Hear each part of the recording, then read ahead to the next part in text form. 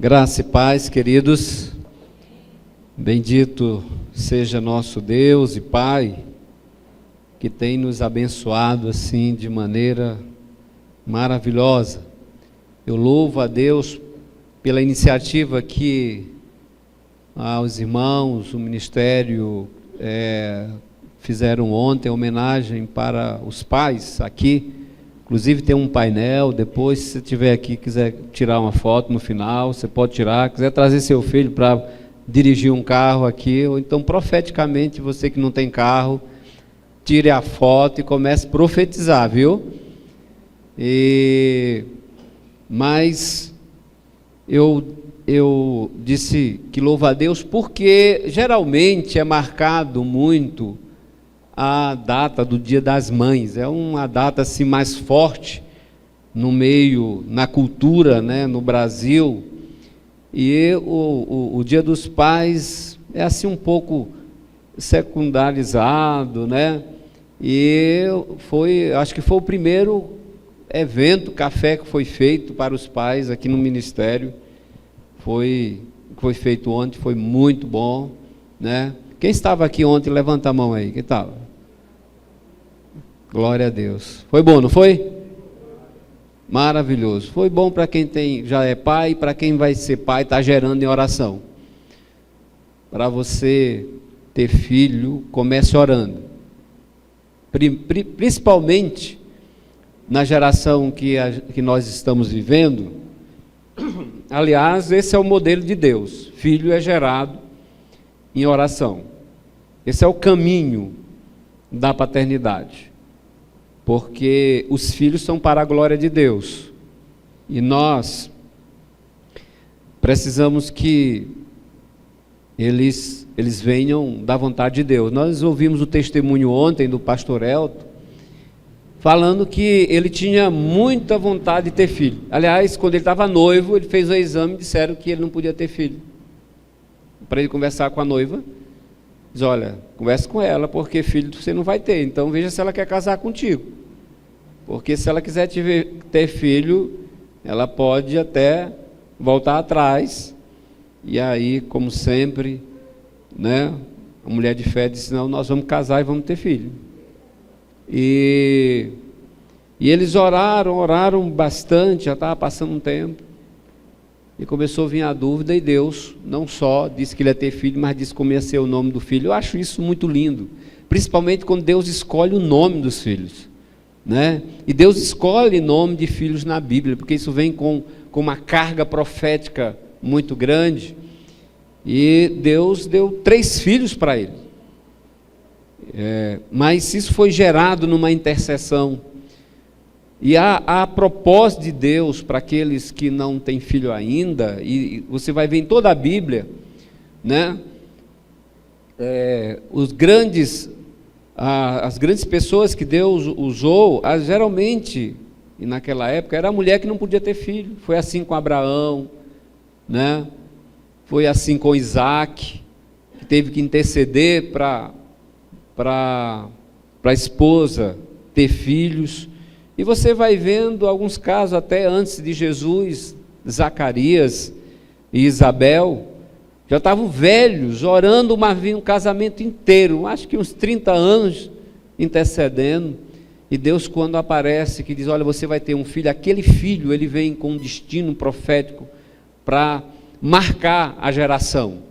E como nós, a igreja, o reino de Deus, está precisando de filhos que venham, né, nesse tempo, para preparar o caminho do Senhor, para marcar uma geração, porque a guerra que nós estamos vivendo é uma guerra para destruir com a autoridade do homem, com a imagem do pai e a família de forma geral.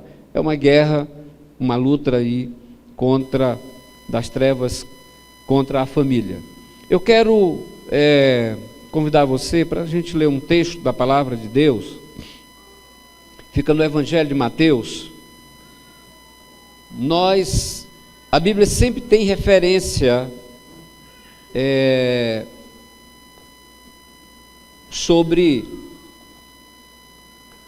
as funções Quando você vai olhar uma referência de profeta, né? Você fala assim, a referência de profeta é Elias. Quando você vê na Bíblia, Elias é o tipo profético, né? E quando você vai buscar uma referência de pai, você quase não encontra na Bíblia. Para você ver o quanto a paternidade é algo que não é fácil. Até porque o próprio Deus só vai revelar a paternidade em Cristo. Antes de Cristo, Deus não era conhecido como Pai. Deus era conhecido como Deus, como Senhor. E em Cristo, Deus revela a sua natureza, a sua condição de Pai. E o modelo de pai na Bíblia é José, pai adotivo de Jesus. Nós vamos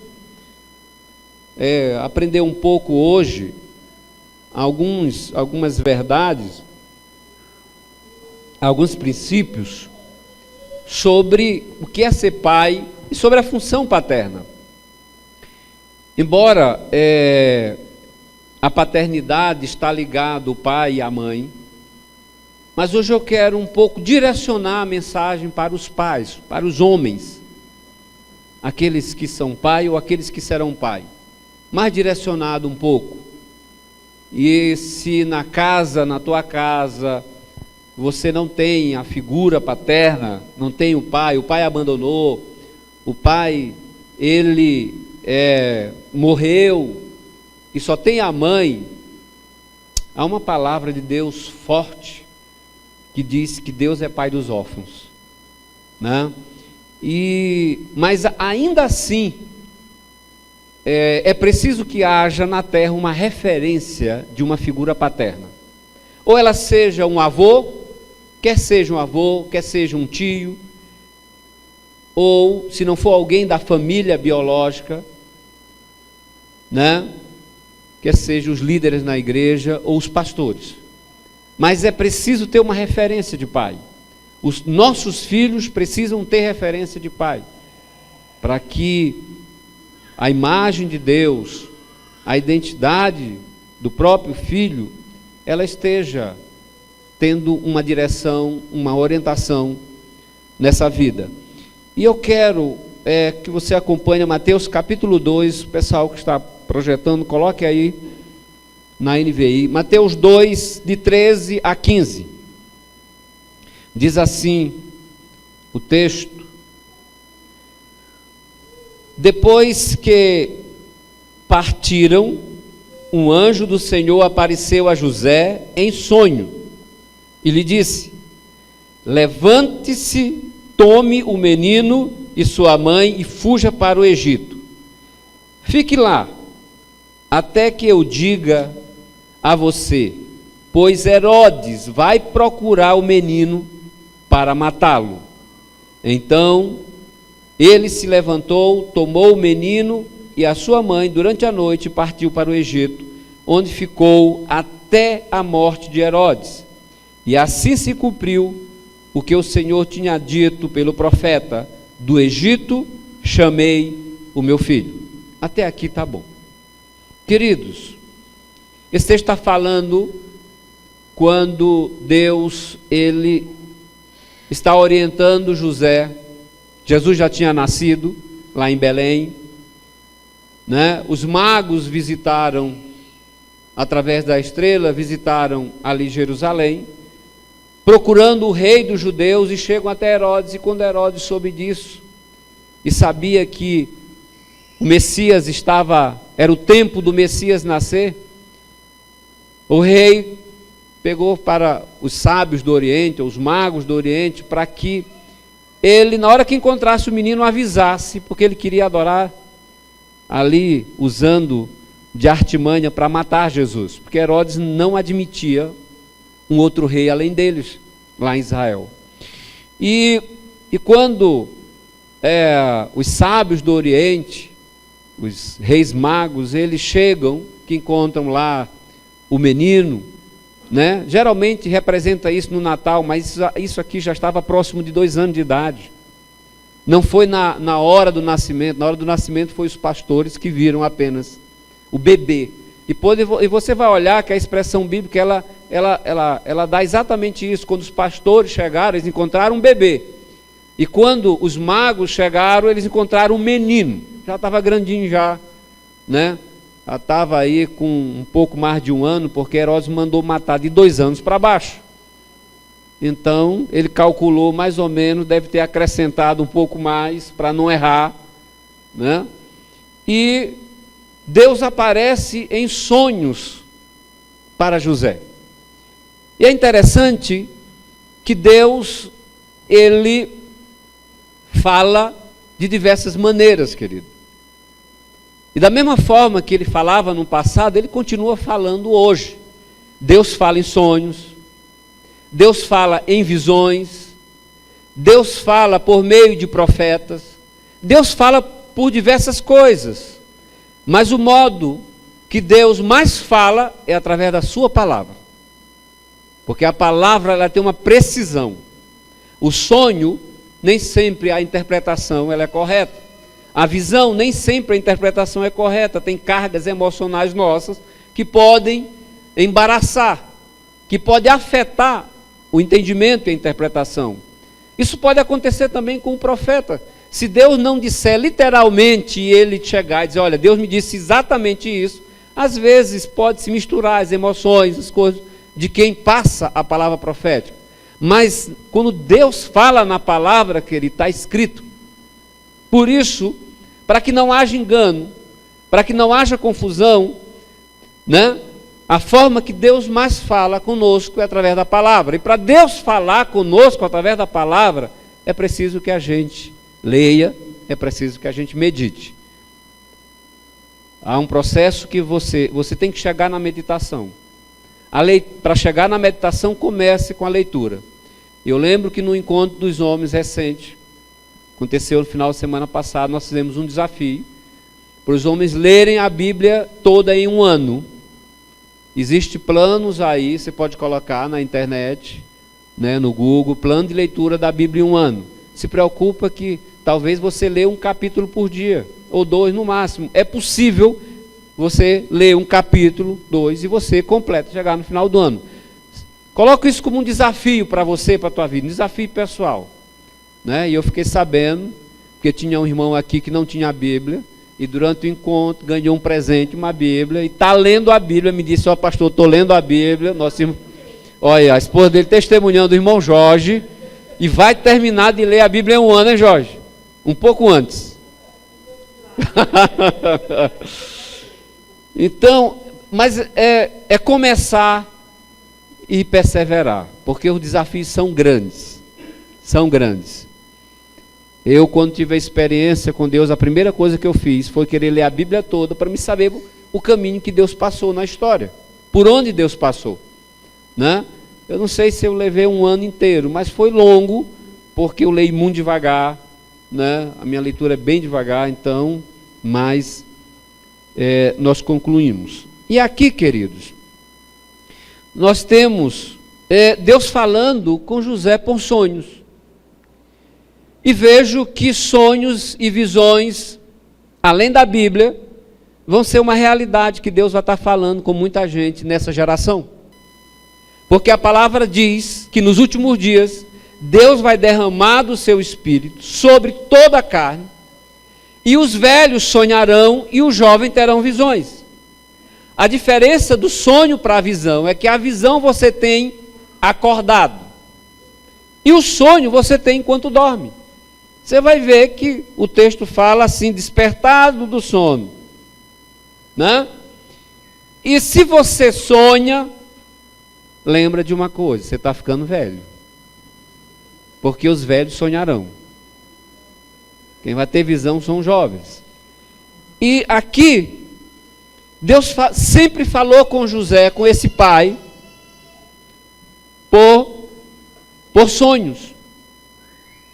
E com Maria, Deus falava por visão, mas a diferença de idade era longa. Maria tinha uns 13, 14 anos de idade, era jovem. E José, há algo interessante que nós precisamos aprender na vida desse pai.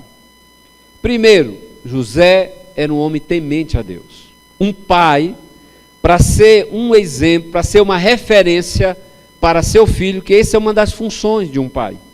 Ele precisa ser temente a Deus. Ser temente a Deus é ser obediente ao Senhor.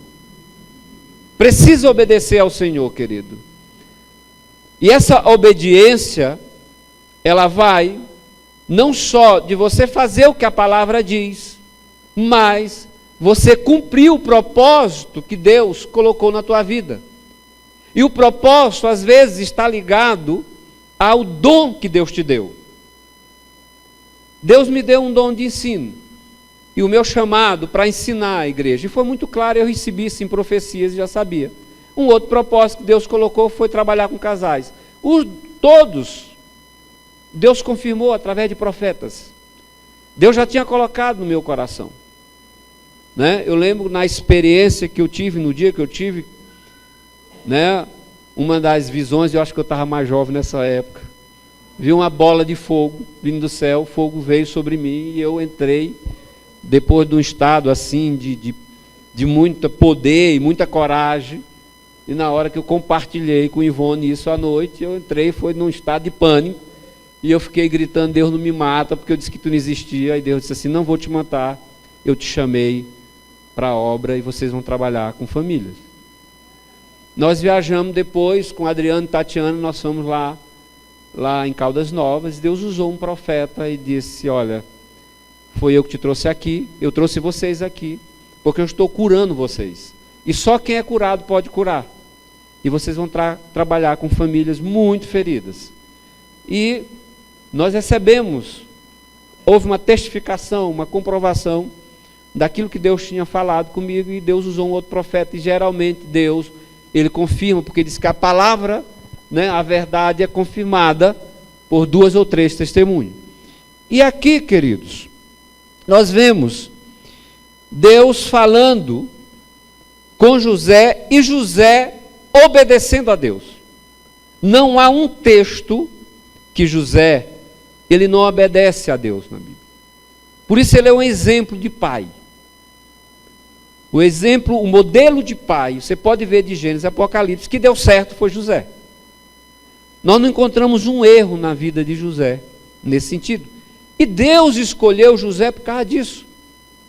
Muito, e aí por conta da carga da mãe, e por conta de um desvio do catolicismo, de elevar Maria à condição da divindade de Cristo e de Deus, o foco é muito gerado em Maria, mas a referência para Deus só escolheu Maria porque ela era noiva de José.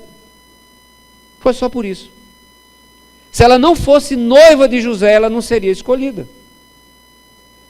Porque é em José que vai dar a identidade, o propósito de Cristo.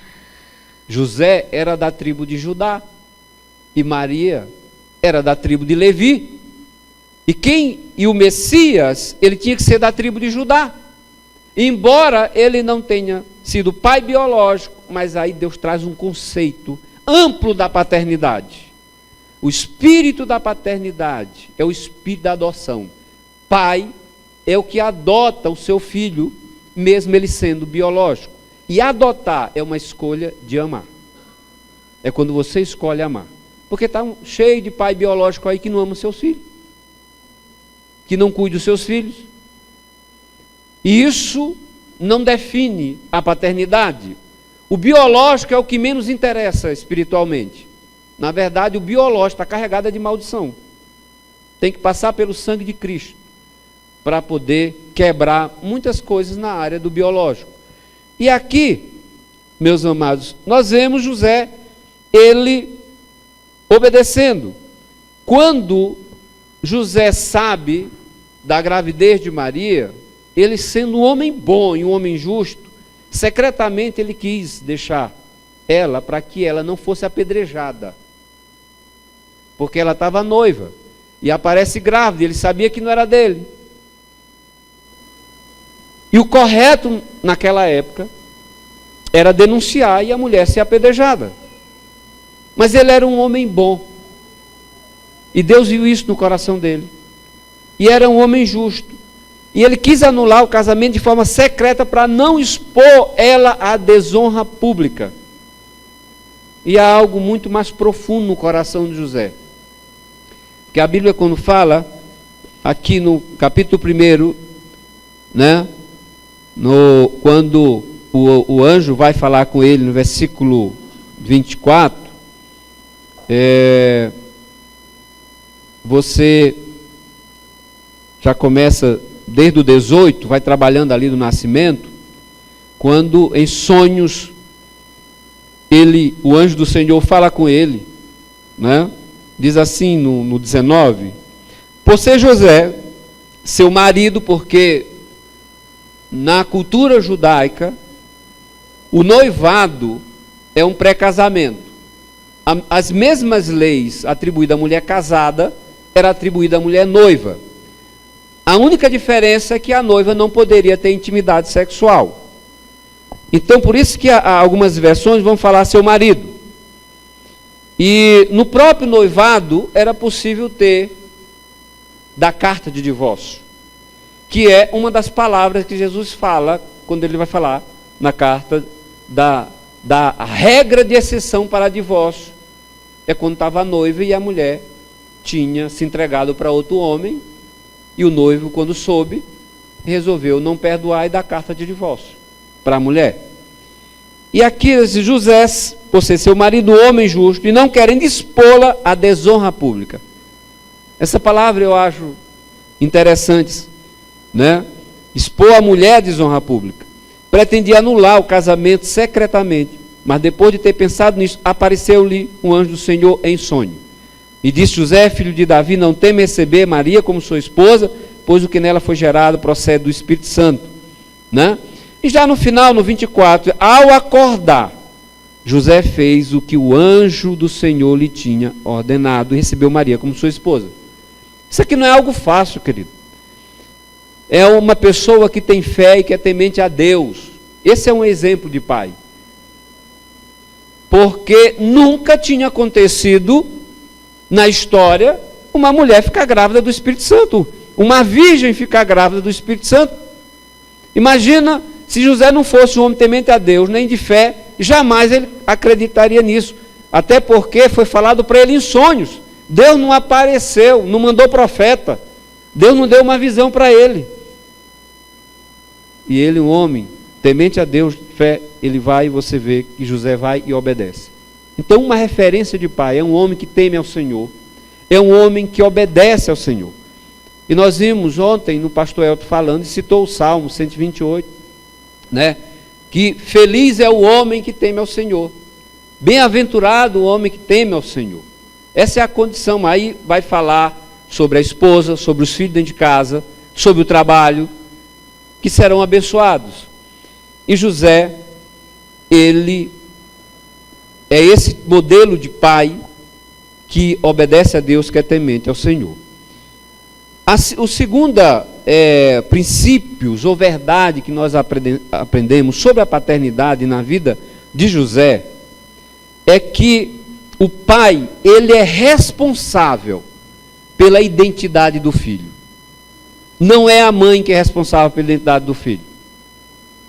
Quem define se vai ser homem ou mulher é o pai. É o gene do pai. São os cromossomos. É a genética do homem que define se o filho vai ser mulher ou vai ser homem. O gênero é definido. Então, a identidade de macho e fêmea é definida pelo pai, não é pela mãe. E aquilo que é no biológico, querido, também é no espiritual, no moral e no espiritual. Quem atribui, quem dá o nome para o filho, era o pai.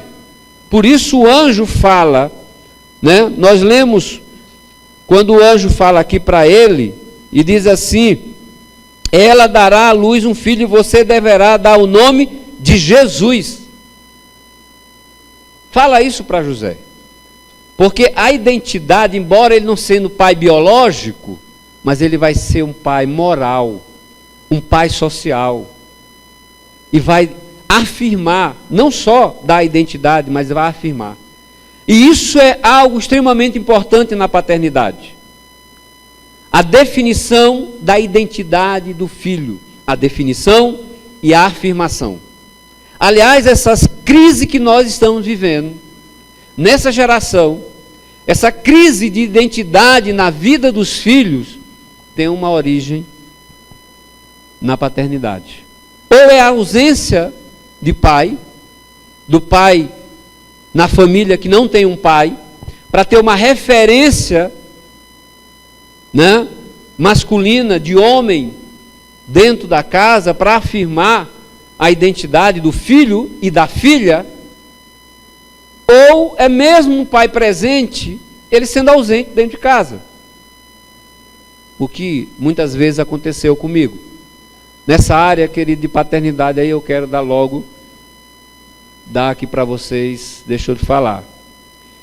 O ser humano, ou ele é inteligente, ou ele é sábio. Inteligentes são os que aprendem com seus erros.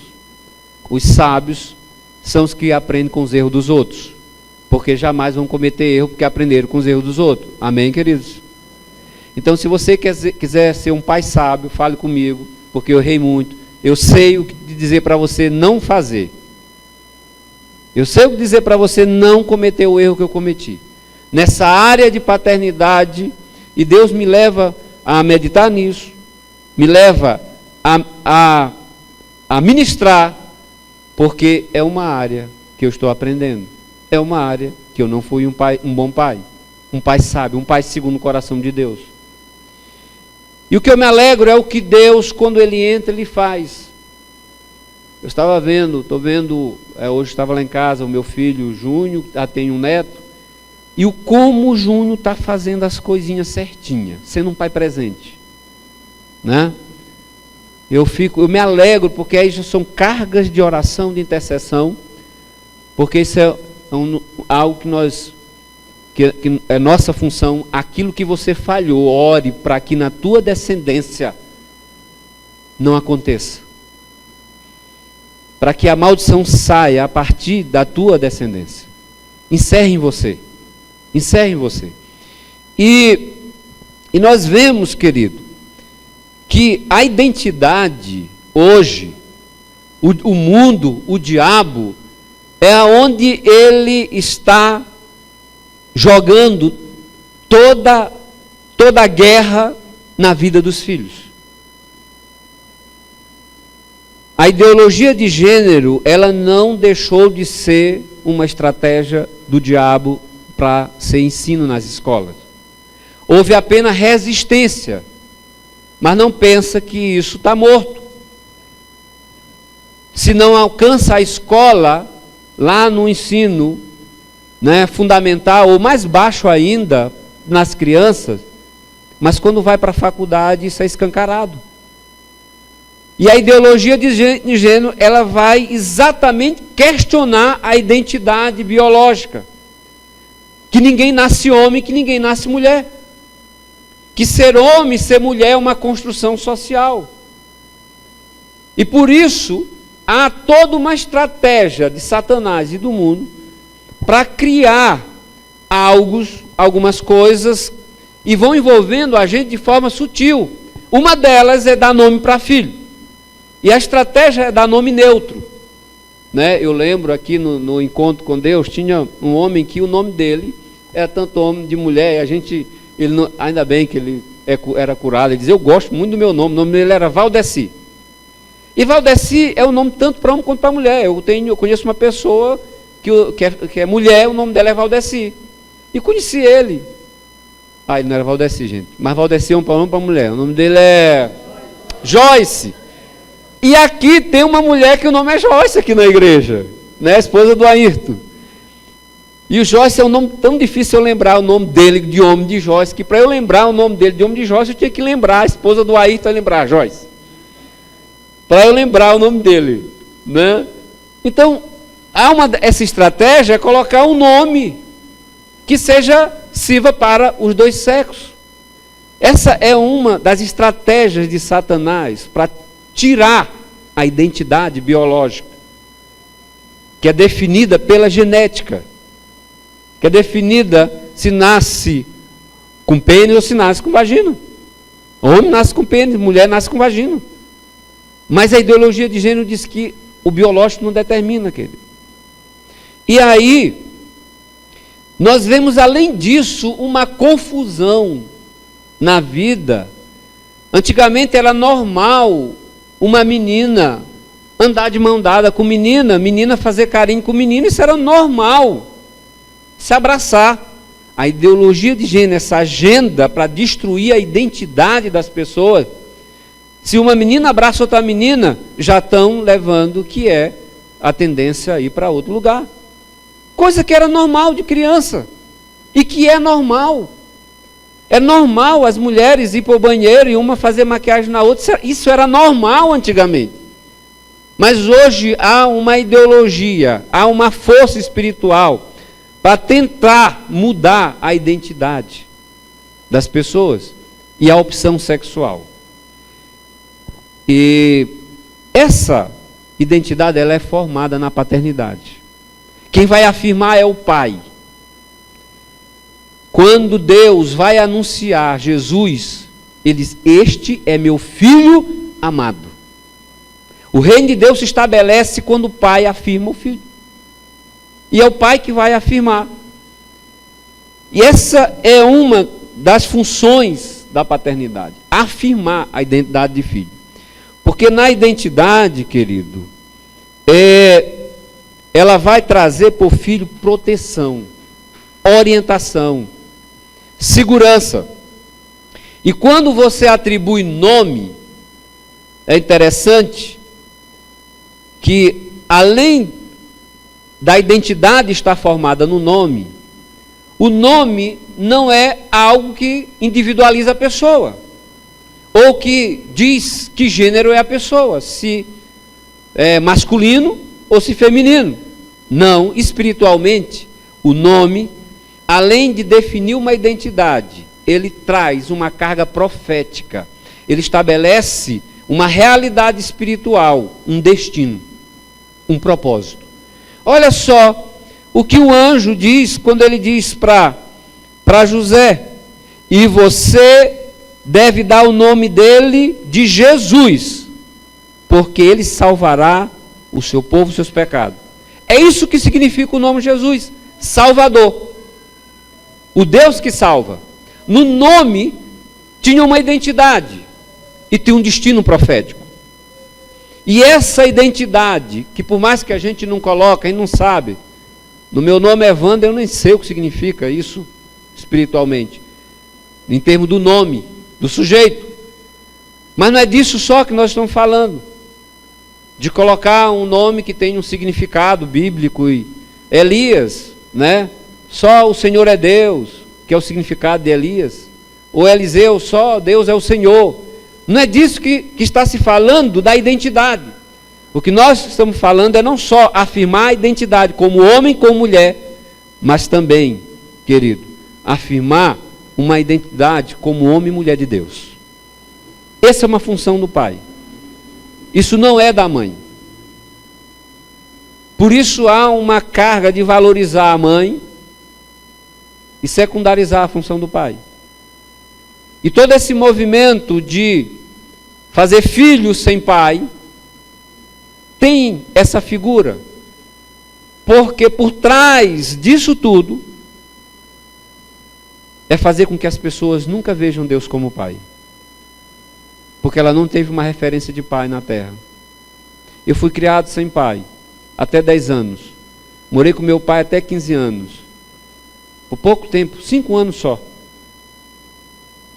E essa orfandade, e construir uma família sem planejar, tive filhos sem planejar, e você na caminhada você vai ter que se ajustar. Você vai ter que levar, né? Se você é uma pessoa responsável, vai ter que construir sua família.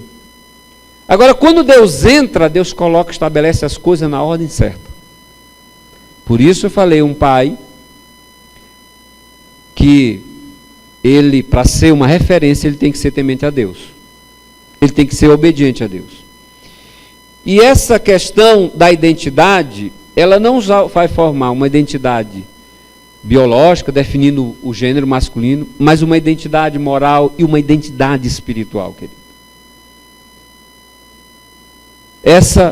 Esse papel Deus não delegou para a mulher. Embora na igreja nós temos o sacerdócio universal, que fala assim, o homem é o sacerdote da casa. Ele é na figura de seu cabeça. Porque a mulher também é. Uma casa que o marido não é crente, o sacerdote é a mulher. Porque sacerdote é aquele que apresenta a Deus. E quando o marido não é crente, é a mulher que exerce o sacerdócio. Na igreja o sacerdócio é universal. Mas quando o homem é crente, a responsabilidade maior é dele. E é ele que tem que apresentar diante de Deus a esposa e os filhos. Isso vai afirmando, querido. E nós vemos, quando nós olhamos para a relação dos pais, e eu fiz um teste, que a gente vai fazer e não vai perguntar diretamente no encontro nós fizemos. Perguntei, quem lê mais a Bíblia lá? É você ou a sua esposa? É a minha esposa. Quem participa mais da igreja? É você ou a sua esposa? É a minha esposa. Eu digo, que referência teu filho está tendo? Qual a identidade você está formando na vida? Que a mãe é uma mulher espiritual, que a mãe é uma mulher de Deus. E por isso há essa tendência, porque nós vamos falar depois sobre emancipação, e você vai ver a dificuldade, como é fácil o pai emancipar filho, e como é difícil a mãe emancipar. E aqui, meus amados, formar um homem, nascer masculino ou feminino, isso é uma questão biológica. Mas formar um homem e uma mulher, um filho, como sendo de Deus, não é algo fácil, não. Eu descobri nesses meus 33 anos de casado e de filho com quase essa idade, que é fácil ser, casamento é fácil. Como casamento é fácil? Difícil é ser pai. Difícil é ser pai. E por isso que nós estamos vendo uma geração que não quer mais ter filho. Né? Eu ouvi de uma filha dizendo, eu não quero ter filho, porque eu sei o trabalho que eu dou para minha mãe. Então, uma da função paterna é afirmar a identidade do seu filho.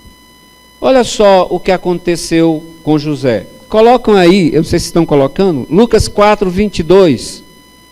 Tá. Lucas 4, 22. Quando vieram falar,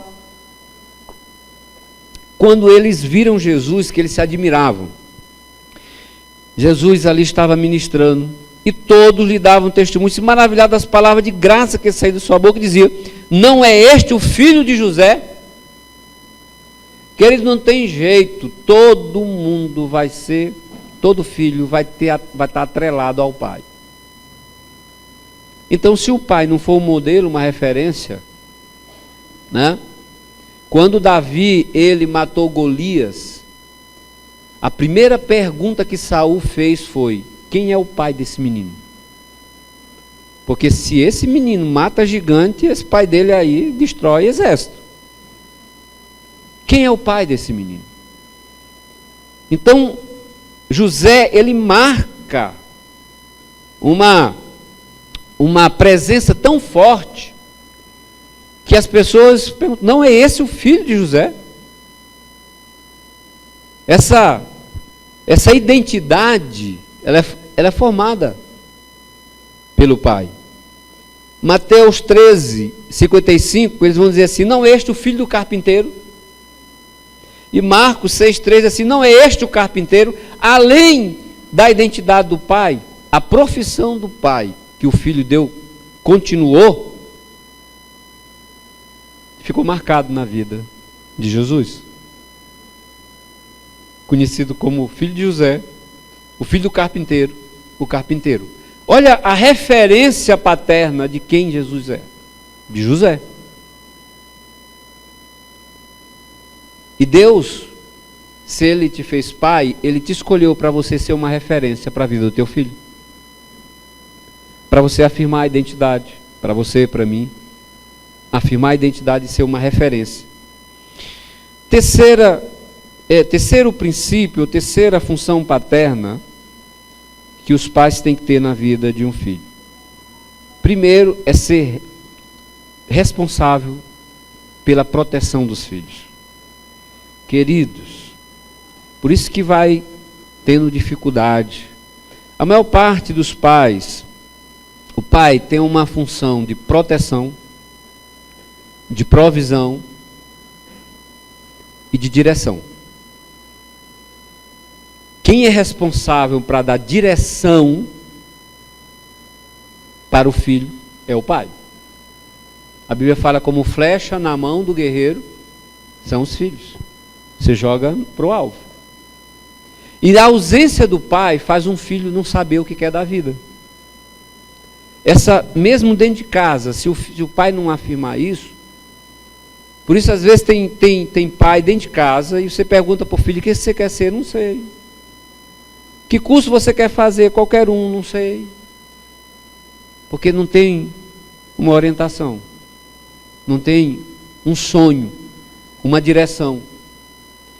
E aqui nós vemos que quando Herodes tentou matar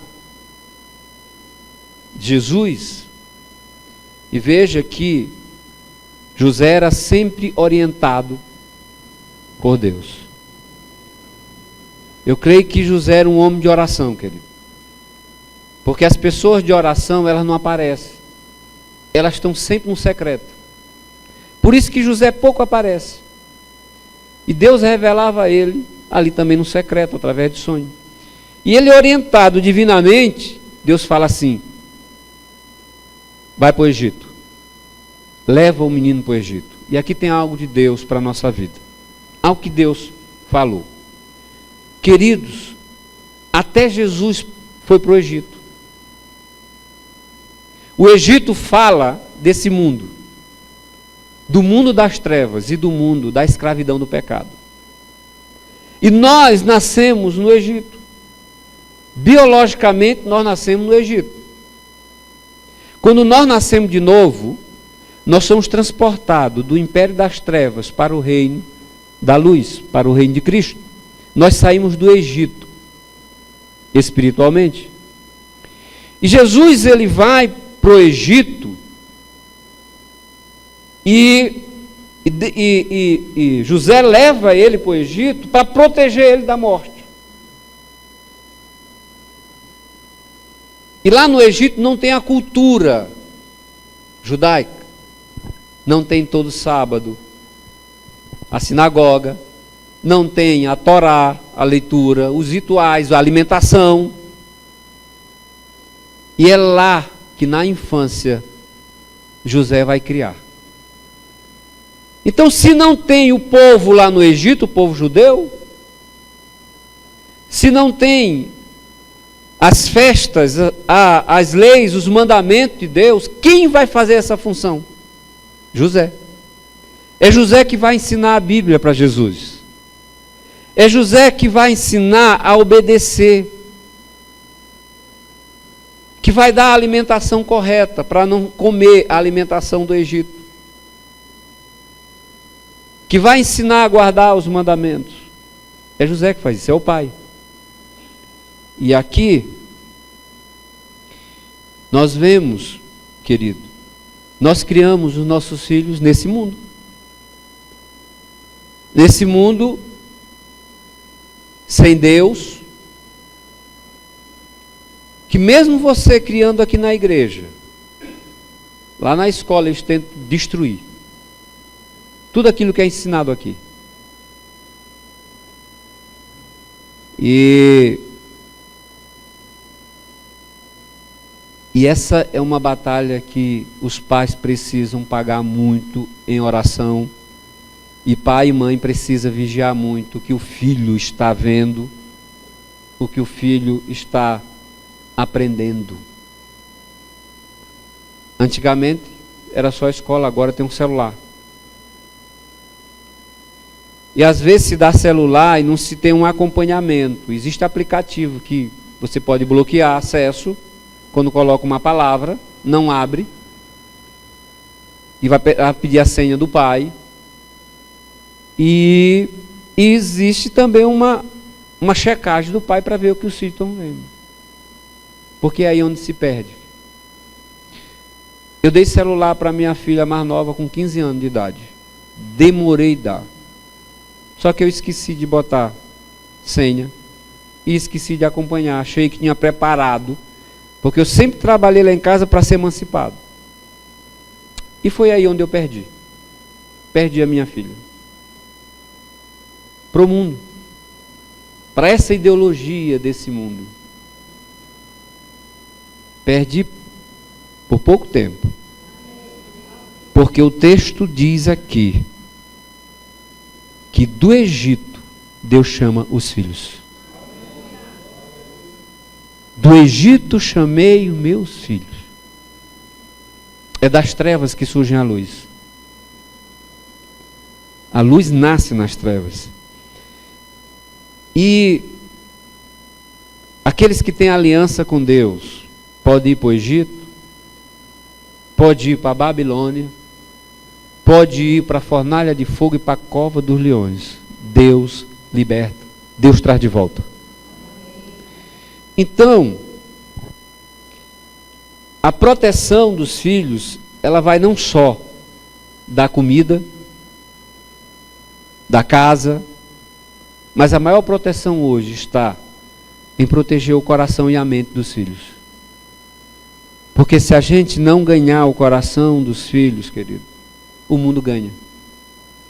Há toda uma estratégia do mundo para ganhar o coração.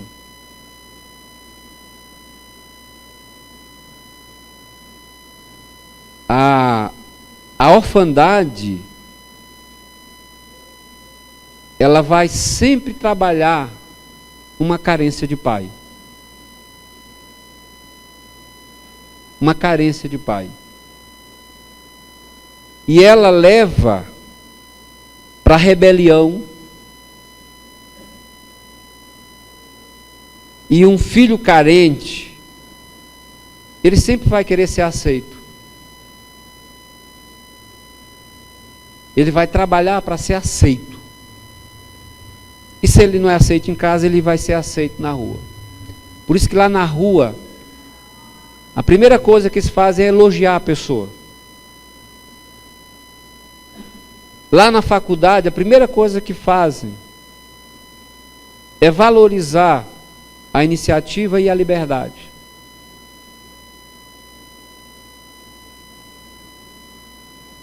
E a gente cria na igreja, em casa, mas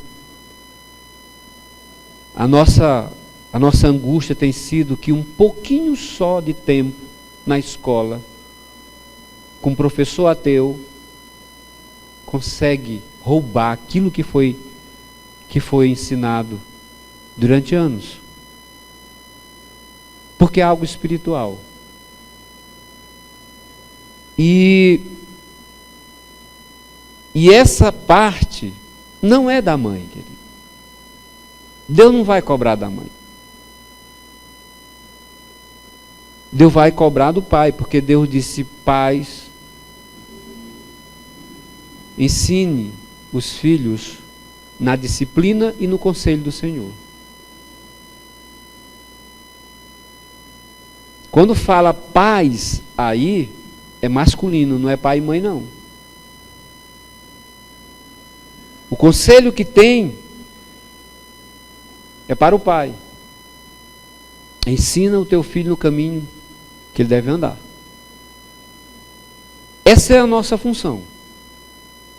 Trabalhar, querido, para protegendo os filhos, é ensinar a verdade, a palavra de Deus. E esse ensino vai desde o nosso exemplo até ensinar a palavra. Porque o pai numa casa, ele é a porta da casa. Só entra na casa o que o pai permitir. Se entrou, é porque o pai permitiu. Ele é a porta. E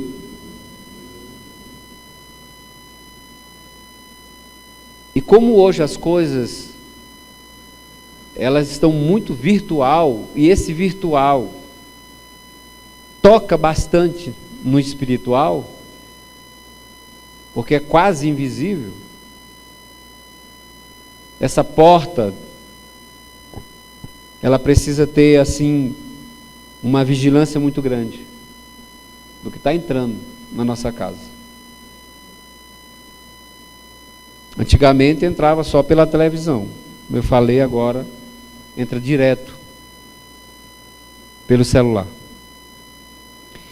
E por último, que é o propósito principal da paternidade, é a emancipação dos filhos.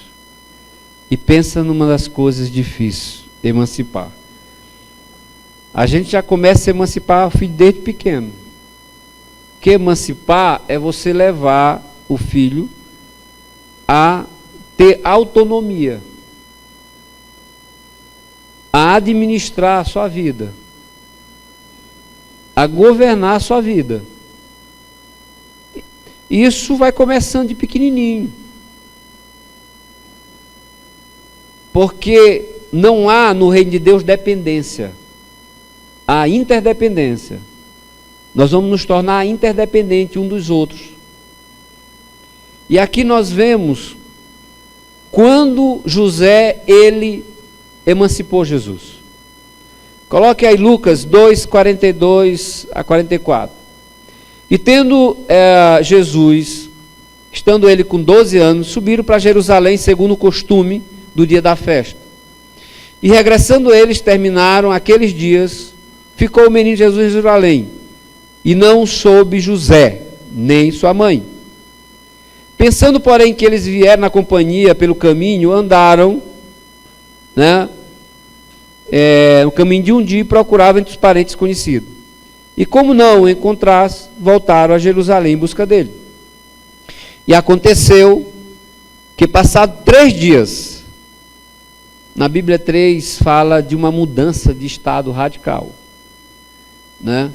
Aqui ele estava saindo da fase de criança para a fase de adolescente, para a nossa época, mas para o judaísmo era adulto espiritual. E quando 3 dias o acharam no templo, assentado no meio dos doutores, ouvindo e interrogando. E todos que ouviam admiravam a sua inteligência e as respostas que ele dava. E quando o viram, maravilharam-se. E disse-lhe sua mãe: Filho, por que fizeste assim conosco? Eis que teu pai e eu, ansiosos, te procurávamos. E ele disse: Por que é que me procurávamos? Não sabeis que me convém estar na casa do meu pai, ou tratar dos negócios do meu pai?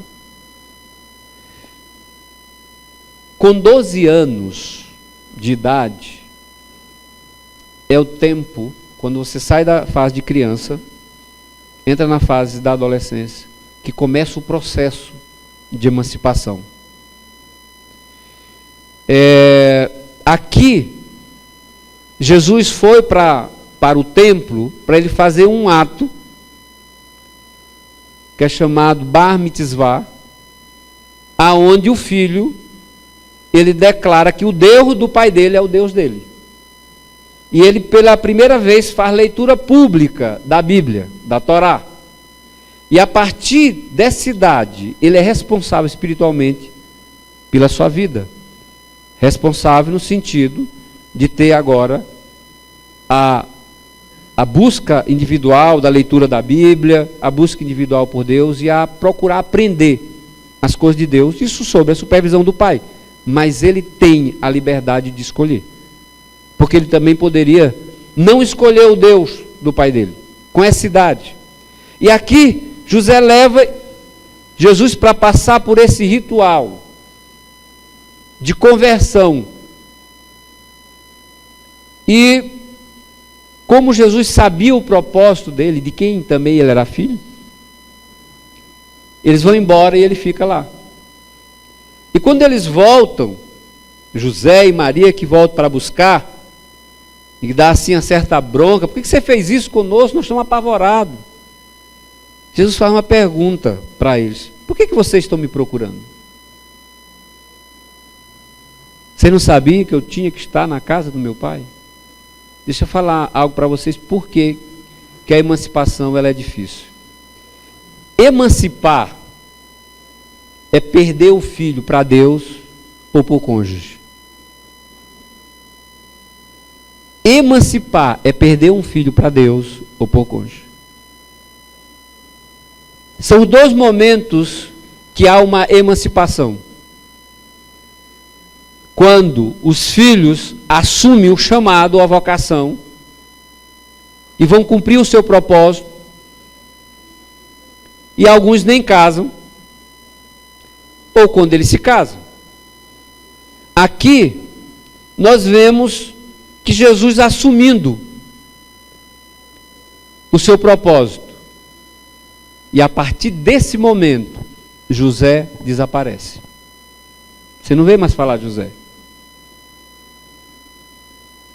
E quando Jesus completa 30 anos e ele está num casamento, ali há a emancipação da mãe. Enquanto o pai emancipou com 12 anos, a mãe só emancipou com 30 anos. E nós vemos ali que quando falta vinho, Maria vem para ele e diz assim: faltou vinho. Ele diz: o que você tem? Mulher, o que você tem comigo? A partir dali, Maria silencia. E não se vê mais falar dela. Houve a emancipação. E é interessante que a mãe parece que não gosta de emancipar o filho. Não sei se por causa do cordão umbilical, não sei porquê, mas a mãe gosta, né? Mas o propósito, querido, da paternidade é emancipação. A emancipação. Quando a palavra fala, os filhos, né, são como flechas, é porque nós temos que lançar. A flecha lançada foi embora. E esse texto vai falando que como é feliz o homem que tem aljava, porque o período da aljava é o período da infância. E a flecha, para ser lançada, ela tem que colocar no arco, que é o período. Você tira a flecha, garra na mão, é a adolescência. Colocou no arco, é a hora de emancipar. É a hora de emancipar o filho. E esse é algo que é função do pai. Porque a emancipação é onde os filhos vão viver a sua própria vida. Por isso que a palavra fala: ensina teu filho no caminho que ele deve andar. É onde os filhos vão cumprir o propósito de Deus, sem a interferência dos pais. E às vezes, querido, quando o pai atrapalha, Deus faz como fez com Abraão: sai da tua terra, da tua parentela e da casa do teu pai. Porque o que Deus quer fazer, os pais podem atrapalhar. Isso no propósito de Deus. Mas no casamento isso está bem claro.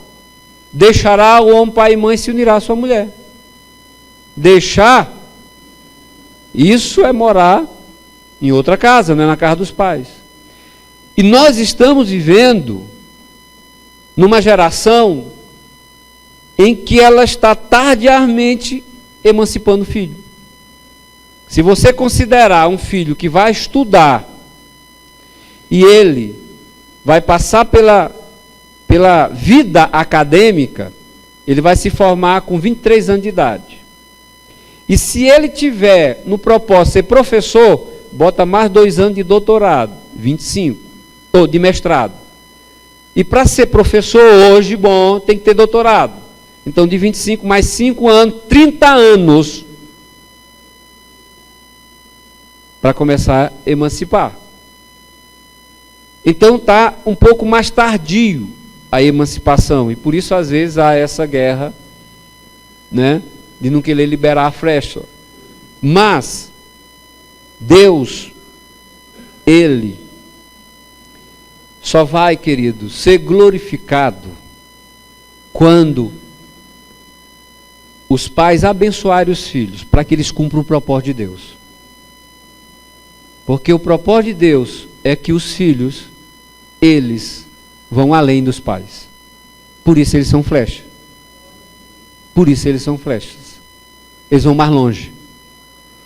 Aí o reino cresce. Aí eles são glorificados. Então, por isso, querido, nós temos essa responsabilidade. E deixa eu falar para vocês que eu tenho aprendido nesse tempo. Para os filhos irem mais longe, os pais têm que recuar. Os pais têm que desaparecer para os filhos aparecer. Você pega o Velho Testamento todinho, é o pai que aparece. Mas quando Jesus chega, o pai desaparece e o filho aparece. Isso principalmente numa casa onde o pai alcançou um nível alto, quer seja financeiramente ou intelectualmente. Se o pai foi um grande empresário, para o filho ir mais além, o pai tem que recuar. Se o pai teve uma profissão, né, digamos que chegou aí a doutorado, ele tem que recuar e criar e lançar o filho para ele ir mais além. Porque às vezes a prosperidade do pai, isso impede que o filho vá mais além. Tem tudo de graça, tem tudo sem conquistar. E Deus, Ele vai tirando o pecado dos pais nos filhos até a terceira e quarta geração, mas o propósito é abençoar 1000 gerações. E nesse processo, escutem, há algo precioso que está sendo liberado para a igreja da nossa geração,